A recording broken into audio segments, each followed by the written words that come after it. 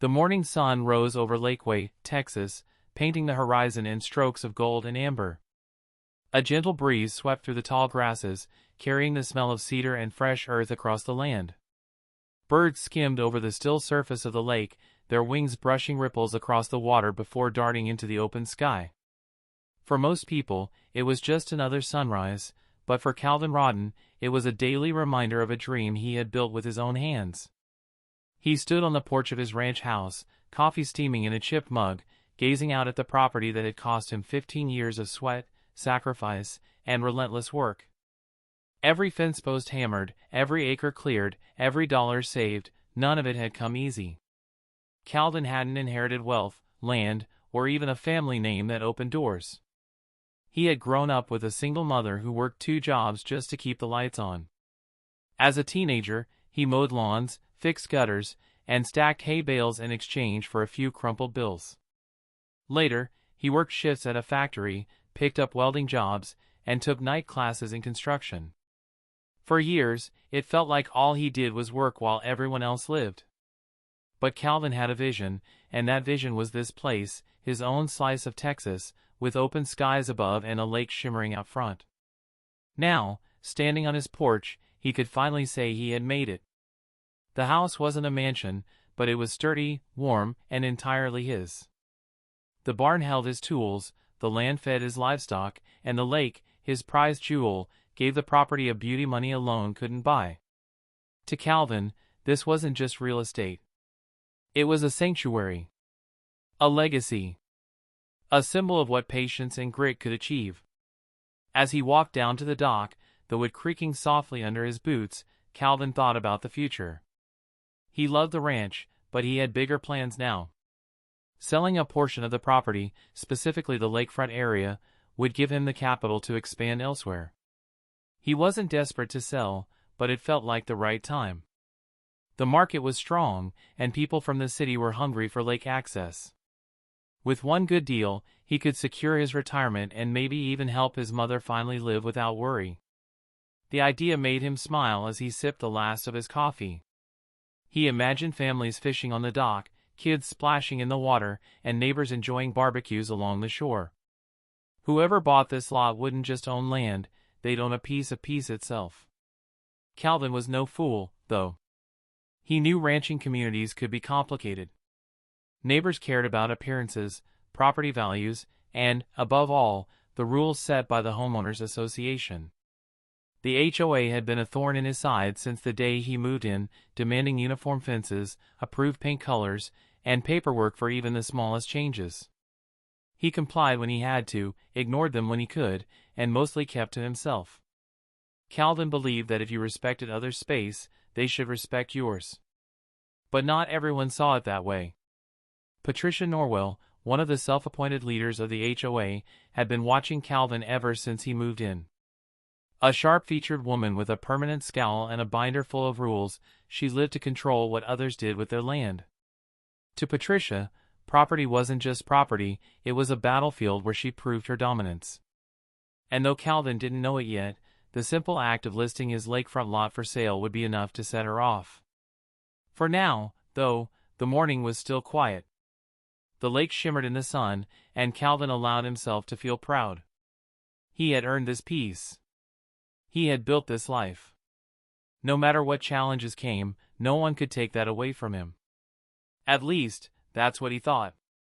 Because while Calvin admired the view, Patricia was already flipping through her binder, dialing the sheriff's number, and preparing to turn his dream ranch into a battlefield.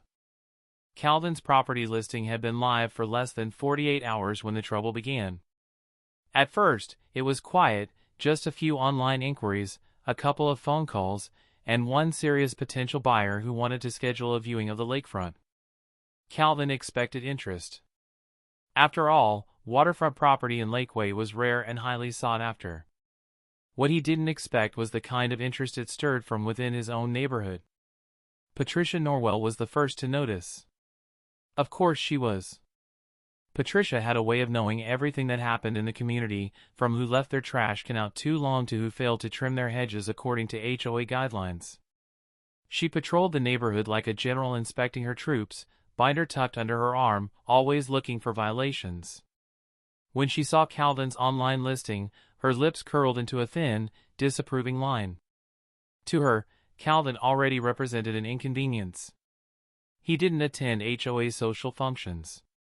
He didn't volunteer for neighborhood cleanups.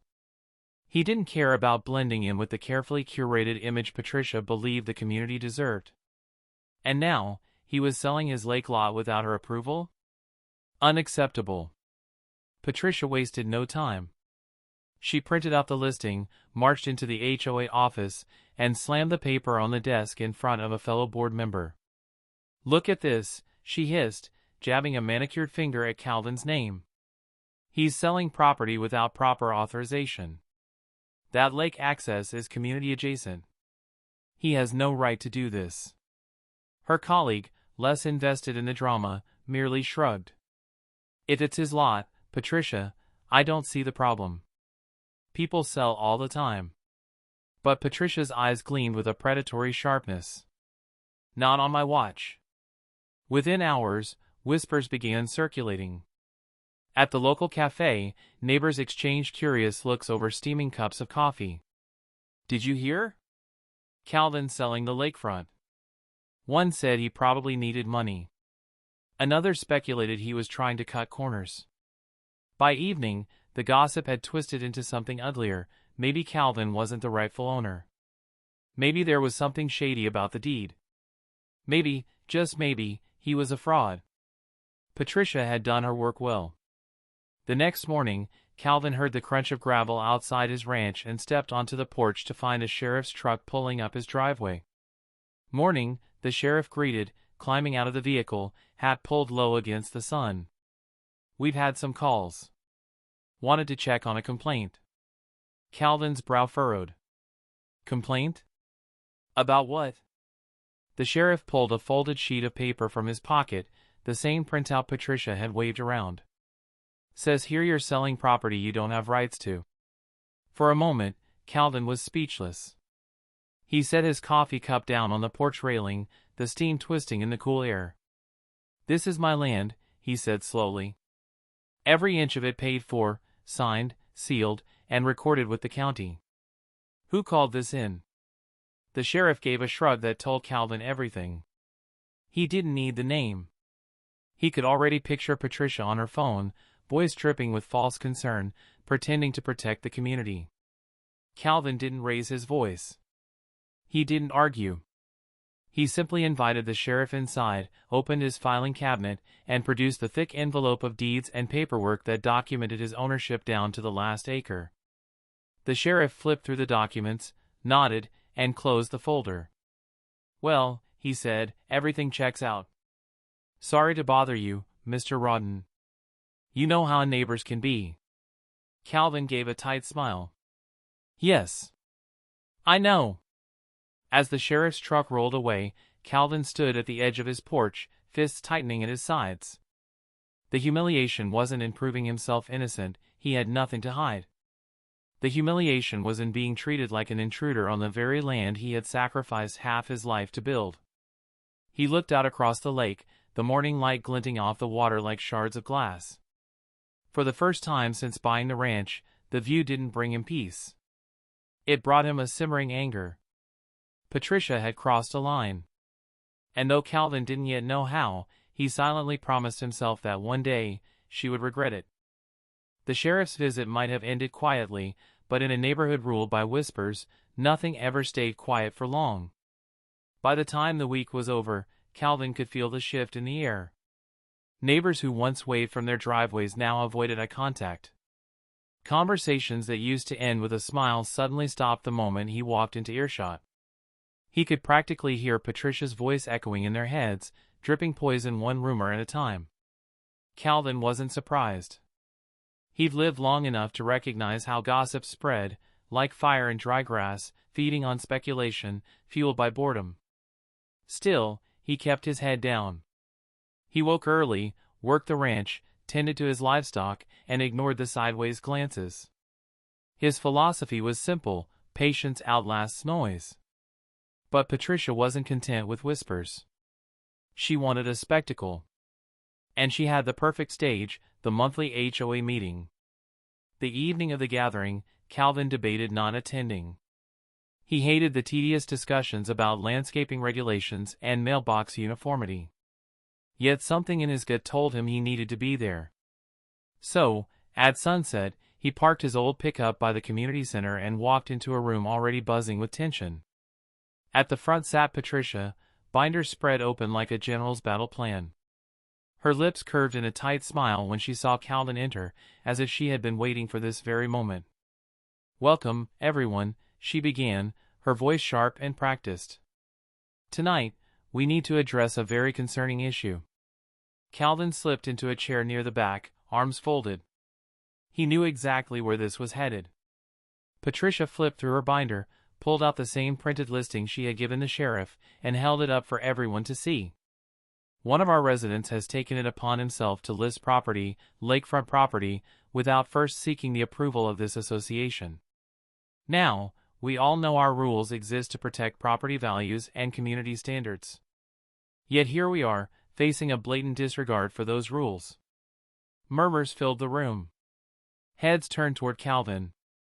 Some eyes were curious, others judgmental. Calvin sat still, expression unreadable. Patricia pressed on. "This kind of behavior threatens all of us. If anyone can just sell whatever they want, however they want, what does that mean for the rest of us? For our neighborhood? For our children's future?" It was classic Patricia, turning a personal vendetta into a community crisis. A man from the second row cleared his throat. "Well, Patricia, isn't it his land? I mean, if the papers are in order, I don't see." Patricia cut him off with a sharp wave of her hand. "It's not just about papers, John. It's about principle. Rules matter. Without them, we have chaos." Another neighbor, an older woman who had always been friendly to Calvin, raised her voice timidly. "I've known Mr. Rawdon since he moved here. He's kept to himself, never caused trouble. Maybe we should hear his side." All eyes shifted to the back of the room. Calvin unfolded his arms, stood slowly, and let the silence linger. "My side is simple," he said, his voice steady, carrying across the room without force. "This is my land. Bought it fair, paid for it myself. I have every legal right to sell what belongs to me. If anyone here doubts that, I invite you to review the deeds yourselves." He paused, scanning the room. A few neighbors looked uneasy, others avoided his gaze. Patricia's smile faltered, but only for a moment. "The sheriff already came," Calvin continued. "I showed him the papers. He left satisfied. So unless this HOA intends to override the county courthouse, I don't see the problem." Gasps and murmurs rippled through the room. Patricia's face flushed, but she recovered quickly. "This isn't about legality," she snapped. "It's about community standards. About respect." Calvin gave a faint nod. "Respect goes both ways." The silence that followed was heavy, broken only by the shuffle of papers and the clearing of throats. Calvin sat back down, calm as ever, but the message was clear: he wasn't going to be bullied. Patricia, however, wasn't done. Her pride wouldn't allow her to lose ground. She scribbled notes furiously, plotting her next move even as the meeting wound down. To her, this wasn't just about rules anymore. It was about control. And she wasn't about to let Calvin Rawdon slip through her fingers. Calvin left the meeting without another word. The night air outside was cool, stars glimmering above the quiet lake. He walked back to his truck, hands loose at his sides, but inside his mind one thought repeated like a drumbeat. Patricia wanted a war. And whether he liked it or not, he was already in it. The weeks after the HOA meeting were tense. Patricia's crusade against Calvin hadn't succeeded in breaking him, but that didn't stop her from trying. Flyers appeared in mailboxes with reminders about rule violations. Calvin found anonymous notes tucked under his gate, urging him to do the right thing and pull down his property listing. None of it surprised him. It was Patricia's way: apply pressure until her target bent. But Calvin wasn't bending. He had lived through tougher storms than one neighbor with too much time on her hands. He carried on with his work, feeding the cattle, fixing fences, hauling supplies from town. Outwardly, he appeared calm, unaffected. Inwardly, however, his mind was sharpening, turning quietly towards something Patricia would never see coming. It started with a simple observation. On his weekly drive past the HOA board's bulletin, Calvin noticed a small posting, an official notice of property for sale. He slowed his truck, leaned closer, and read it twice. The address jumped out at him. Patricia Norwell. The great enforcer of rules. The woman who spent every waking moment making sure others toed the line. She was selling her own piece of land. And not just any piece. It was a prime slice of the lakefront, one that connected directly to the access road used by half the community. Whoever owned that lot controlled not only their property but the pathway to the water. Calvin's lips curved into the faintest smile. Fate, it seemed, had a sense of humor. He didn't act immediately. He knew if Patricia got even a whiff of his interest, she'd pull the lot off the market out of spite. Instead, Calvin played it carefully. He reached out through a third-party agent, masking his name behind an LLC he'd established years earlier for tax purposes. The deal moved quietly, the paperwork shuffled behind closed doors, signatures gathered without fanfare. By the time Patricia realized her lot had sold, the ink had already dried. The deed was sealed. And Calvin Rodden was the new owner. He didn't celebrate. He didn't boast. He simply folded the paperwork, slid it into his filing cabinet beside the rest of his property deeds, and went about his chores. To anyone watching, nothing had changed. But everything had changed. The power dynamic Patricia had enjoyed for years, her ability to use the HOA as a weapon, her smug certainty that she could dictate terms to everyone, was about to collapse under the weight of her own arrogance. And Calvin didn't need to raise his voice or break a single rule to make it happen. All he needed to do was wait. Word spread quickly, as it always did. Patricia's shrill voice could be heard 3 houses down the morning she found out. She stormed through the neighborhood, binder clutched like a shield, demanding answers. Who approved this sale? She barked at anyone who would listen. How could this happen? Who bought it? No one gave her the answer she wanted, though whispers soon filled the air. The mysterious buyer was the same man she had tried to paint as an outsider. The same man she had dragged before the sheriff, humiliated in front of the HOA, and mocked as unfit for the community. Calvin Rodden. The irony was rich, but Calvin kept his composure. When a neighbor asked indirectly, he only nodded once and said, "It's true." Nothing more. No gloating, no long explanations. Just quiet confirmation. That restraint unnerved Patricia more than any loud confrontation ever could. She thrived on drama, on shouting matches she could twist to her advantage. But Calvin denied her that stage. His silence left her flailing, her anger echoing in empty air. At night, Calvin walked the edge of his new property. The lake shimmered under the moonlight, and he listened to the water lapping gently at the shore. He thought about how easy it would be to block access, to cut off the very lifeline the community, and Patricia, had taken for granted. He wasn't cruel by nature. He wasn't a man who sought revenge. But he understood leverage. And now, with Patricia's former lot in his hands, leverage was exactly what he had. For the first time since the sheriff's truck rolled into his driveway, Calvin felt the simmering anger inside him cool. Not because justice had been served, but because he knew it soon would be. Patricia had turned his dream ranch into a battlefield. Now, Calvin held the high ground. Patricia Norwell had faced challenges before, but nothing compared to the day she discovered who had bought her lot. At first, she refused to believe it.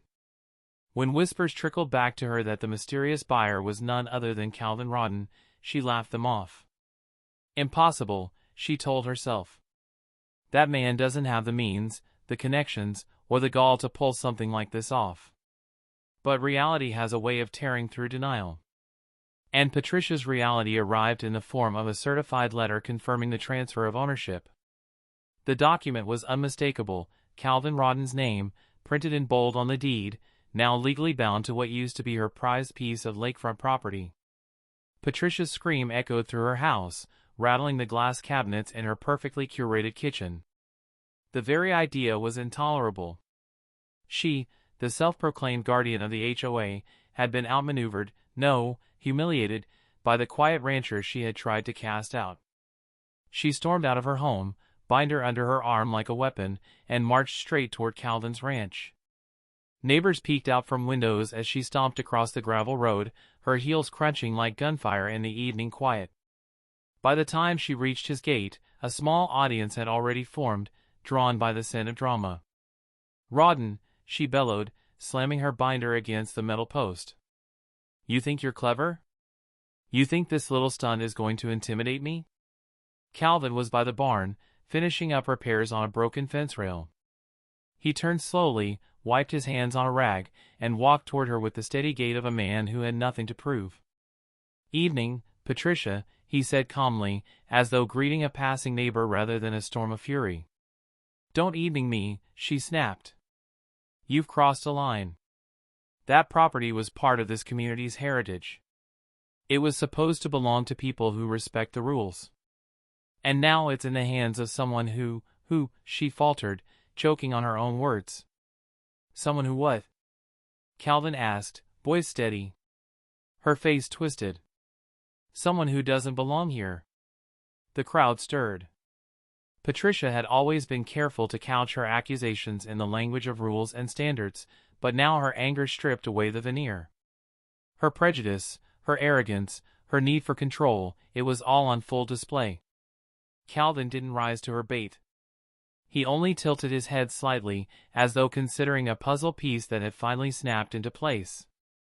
"You sold the lot, Patricia," he said evenly. "No one forced you. No one tricked you. It was on the market, and I bought it fair. That's how business works." "It's theft," she shrieked. "No," Calvin replied, his voice low but firm. "It's ownership. The kind backed by signatures, courthouses, and law. I thought you liked rules." A ripple of laughter spread through the crowd. Patricia's face flushed crimson. For years she had ruled through fear, but Calvin's calm dismantling of her outrage left her exposed. She clutched her binder tighter, flipping through papers in desperation. "This isn't over. I'll find a way to undo this. The HOA will never allow you to." Calvin cut her off with a single raised hand.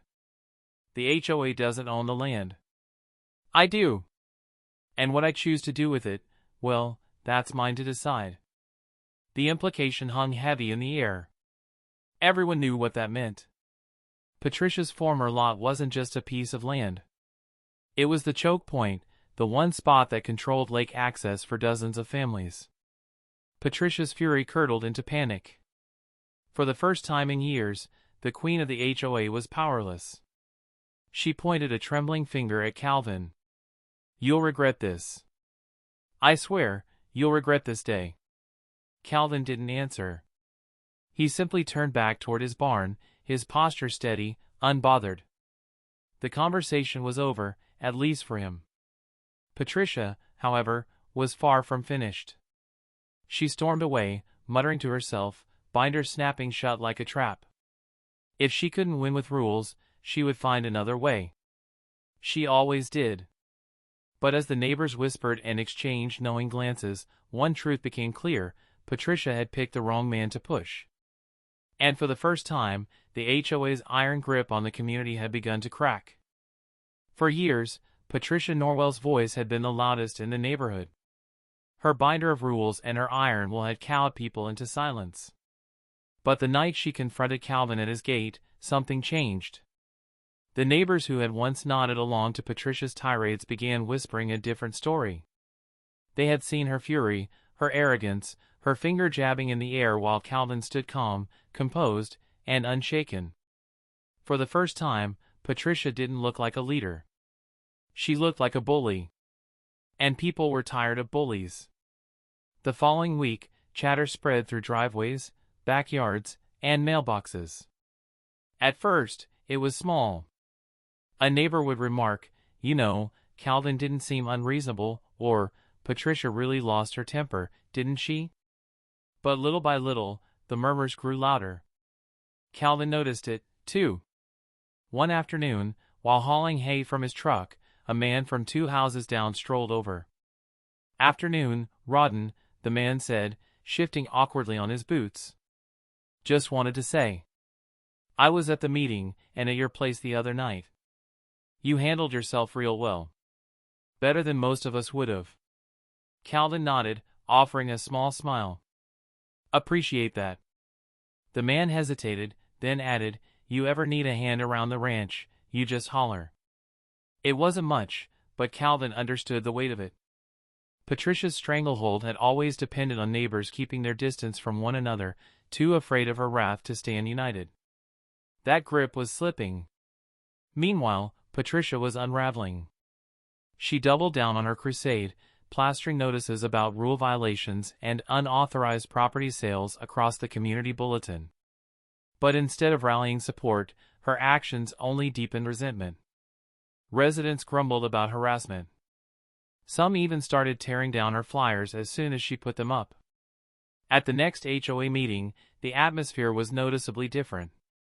Patricia walked in with her binder clutched tight, but the room didn't carry its usual hush of obedience. Instead, conversations continued without her approval, laughter filling the corners. "Order," she barked, slamming her hand against the table. "We need to address the unlawful purchase of community property." A man in the second row spoke up before she could continue. "It wasn't community property, Patricia. It was yours. And you sold it." The room chuckled softly. Patricia's face darkened. "That land was meant for the benefit of this community. Calvin Rawdon has no right to." An older woman interrupted, her voice firmer than anyone expected. "He bought it fair and square. And to be honest, Patricia, he's been more neighborly in the last month than you've been in years." Murmurs of agreement rippled through the crowd. Patricia's eyes darted around, searching for allies. But where once she saw nodding heads, she now saw folded arms and raised brows. Calvin, seated quietly at the back, simply observed. He had no need to defend himself. The community was doing it for him. Patricia slammed her binder shut and snapped, "Fine. But mark my words, if he blocks access to the lake, you'll all regret siding with him." Her threat hung heavy in the air, but instead of inspiring fear, it only deepened the divide. People were no longer afraid. They were fed up. After the meeting, a small group approached Calvin outside. Families, young couples, retirees, all gathered around him with words of support. "Don't let her get to you," one woman said. "She's been throwing her weight around for too long." "You're in the right," another added. "If anyone deserves to own that land, it's you." Calvin thanked them with quiet nods. He wasn't looking for followers, but he recognized the significance of the moment. Patricia's reign of fear was crumbling, not because he had fought her directly, but because she had revealed her true self to the community. That night, as he stood on his new lot overlooking the moonlit lake, Calvin felt the balance shift. For weeks, Patricia had dictated the fight. She had called the sheriff, rallied the HOA, and tried to drag his name through the mud. But now the tide was turning. The neighbors were no longer whispering against him. They were whispering with him. And Patricia, the woman who had once ruled like a queen, was discovering what it felt like to stand alone. Patricia Norwell was not the type to surrender. Losing face at the HOA meeting had shaken her, but in her mind, defeat was temporary. She had built her reign on persistence, and she believed that if she pushed hard enough, she could bend anyone, including Calvin Rawdon, to her will. But Patricia had miscalculated. Her binder of rules, once a weapon of fear, now felt like dead weight. Neighbors ignored her notices, tore down her flyers, and whispered openly about her downfall. She could feel the shift each time she walked down the street. The stares weren't respectful anymore, they were amused, even pitying. That humiliation burned deeper than any insult. So, Patricia did what desperate people do. She escalated. One evening, as the sun dipped low and painted the lake in streaks of gold, Calvin was out by the gate mending a section of fence.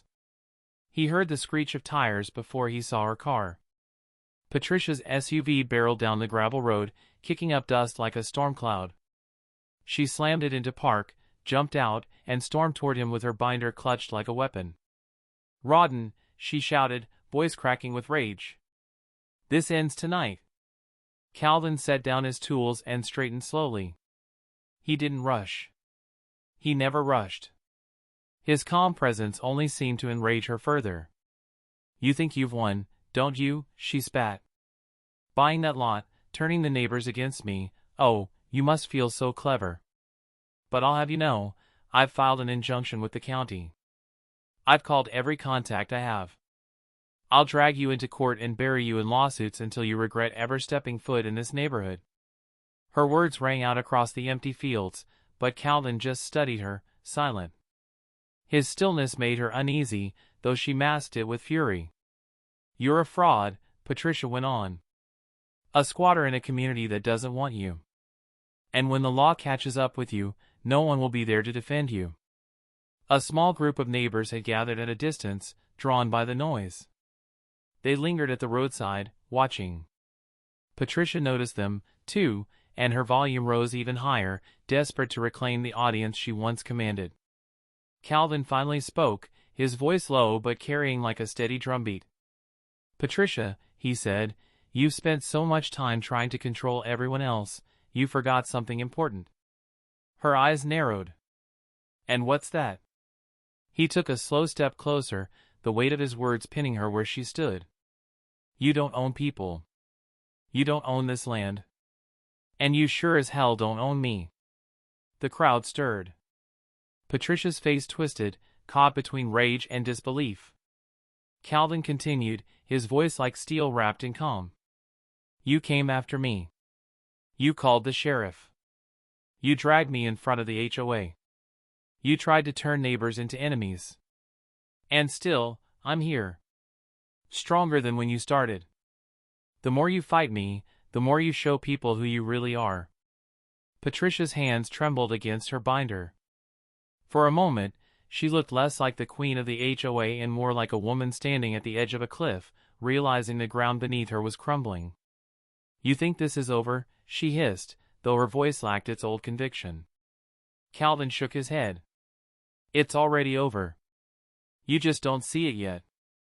Silence fell heavy. The neighbors who had been watching now whispered among themselves, their faces lit with quiet agreement. The balance had shifted fully. Patricia wasn't feared anymore. She was pitted. She snapped her binder shut with a crack, glaring at Calvin one last time. "You'll regret this," she muttered, though even she seemed to know the words rang hollow. Then she turned sharply, climbed into her SUV, and sped off, dust trailing behind her like the smoke of a dying fire. Calvin stood at his gate, steady as stone, watching her disappear into the twilight. He didn't smile. He didn't celebrate. But in his chest, there was a deep, quiet satisfaction. The queen had fallen. And he hadn't needed to lift a finger. The dust from Patricia's SUV had long settled, but the echoes of her downfall lingered across the neighborhood.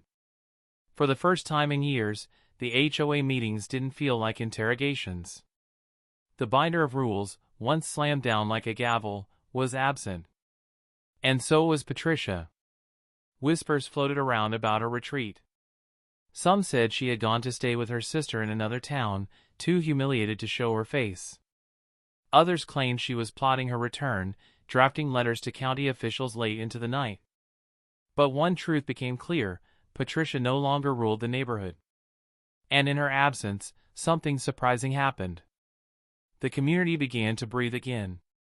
Neighbors who had avoided each other out of fear of violations now gathered in driveways, shared meals, and lent helping hands. The bulletin board, once cluttered with threats of fines, now held announcements for barbecues and fishing tournaments. Children laughed louder by the lake, no longer hushed by Patricia's sharp tongue. Calvin noticed it all. He wasn't the kind of man to bask in recognition, but he could feel the shift every time someone waved at him without hesitation, or when a family stopped by his ranch to thank him for standing firm. One evening, as the sun painted the sky in orange and crimson, Calvin walked the boundary of the lot he had bought from Patricia. The grass swayed gently in the breeze, and the lake shimmered like molten glass. He stopped at the narrow stretch of road that connected to the water, once Patricia's prize, now his. For weeks, he had considered blocking access, just to prove a point. The power was his. With a single fence, he could have undone years of Patricia's arrogance and given her neighbors a taste of the control she had lorded over them. But Calvin wasn't Patricia. The thought weighed on him, steady and clear. Revenge was easy. Resentment was heavy. But legacy, that was something else entirely. The next morning, he posted a notice on the community board. It wasn't written in legal jargon or dripping with threats. Just a simple, handwritten message. The lake is open to all. Respect the land, and it will respect you. Calvin Rodden. By evening, nearly every family had seen it. Some were moved to silence, others to cheers. For many, it marked the end of an era, the day the neighborhood shifted from fear to freedom. The following weekend, families gathered at the lake with coolers, grills, and laughter that carried across the water. Children splashed in the shallows, fathers cast fishing lines, and mothers shared stories under the shade of oaks. Calvin sat on the tailgate of his truck, arms resting on his knees, watching the scene unfold. A man approached him, beer in hand. "You know, Rodden," he said, grinning. "Patricia thought owning this land meant controlling it. But you? You turned it into something better. Something for everyone." Calvin gave a quiet shrug. "Land's just dirt and water. It's the people who give it meaning." The man nodded, clinking his bottle against the tailgate before walking back to the party. As the night deepened, the lake reflected the glow of lanterns and the crackle of campfires. Calvin stayed a while longer, listening to the laughter, feeling the peace settle in his chest. For the first time since Patricia had tried to tear him down, he felt completely at home. Patricia Norwell had set out to break him, but in the end, she had only exposed herself. Her fall had freed the community, and Calvin's quiet strength had given it new life. Standing beneath the stars, Calvin knew this much: he hadn't just bought land. He had earned something far more valuable: respect. And respect, once given freely, was worth more than any title, binder, or rule. The ranch was his, the lake was free, and the future was wide open.